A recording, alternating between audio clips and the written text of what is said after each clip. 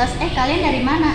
Dari pameran jalur rempah di Museum Kota tahu, seru banget, sumpah. Jalur rempah, itu apaan sih? Nama jalan atau paket wisata? Bukan Ran, jalur rempah itu jalur perdagangan kuno yang sangat penting di masa lalu, terutama di Indonesia. Ratusan tahun lalu, bangsa Eropa bela-belain jauh-jauh datang ke Nusantara.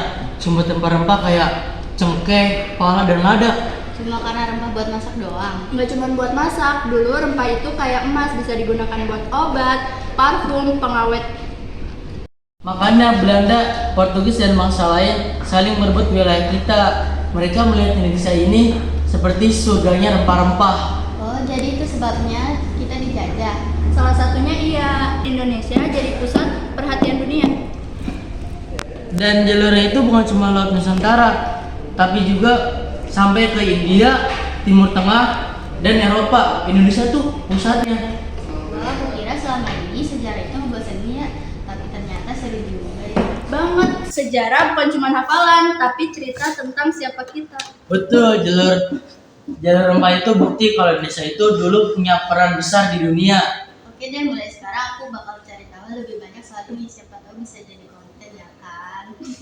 Itu dia edukasi sekarang itu kok. Rempah-rempah telah menjadi bagian penting dari sejarah manusia sejak ribuan tahun lalu, di mana wilayah timur, khususnya di Kepulauan Maluku, Banda, Ternate, dan Tidore, tumbuhlah rempah-rempah yang langka seperti pala dan cengkeh, yang hanya bisa ditemukan di tempat itu. Bagi masyarakat lokal, rempah-rempah bukan sekedar bahan makanan, tetapi juga bagian dari budaya, pengobatan, dan ritual adat. Namun, aroma khas rempah yang harum itu ternyata menarik perhatian dunia luar, dan sejak saat itu rempah-rempah memulai perjalanannya menembus batas-batas lautan dan peradaban. Awalnya rempah diperdagangkan secara regional oleh para pelaut Nusantara dan pedagang dari India, Tiongkok, dan Arab. Mereka menjelajahi semua samudra membawa rempah sebagai barang dagangan bernilai tinggi, ditukar dengan logam, kain sutra, keramik, dan barang mewah lainnya. Melalui jalur laut dan darat, rempah-rempah akhirnya sampai di Timur Tengah dan Eropa. Di sana harganya melambung tinggi, bahkan lebih mahal dari emas, karena manfaatnya yang luar biasa, mulai dari pengawet makanan hingga obat dan parfum. Kondisi ini mendorong bangsa-bangsa Eropa mencari jalur langsung ke sumber rempah.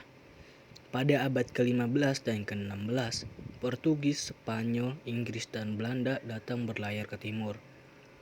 Mereka tidak hanya berdagang tapi juga bertempur dan merebut kekuasaan.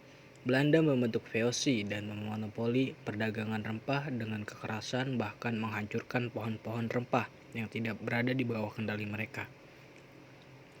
Penduduk lokal yang melawan kerap dibunuh atau dipaksa tunduk, dan pulau-pulau penghasil rempah berubah menjadi ladang penjajahan dan peperangan. Meski demikian, rempah-rempah membawa pengaruh besar bagi dunia. Ia mempertemukan bangsa-bangsa, memperluas cakrawala geografi, dan membentuk jaringan perdagangan global pertama dalam sejarah.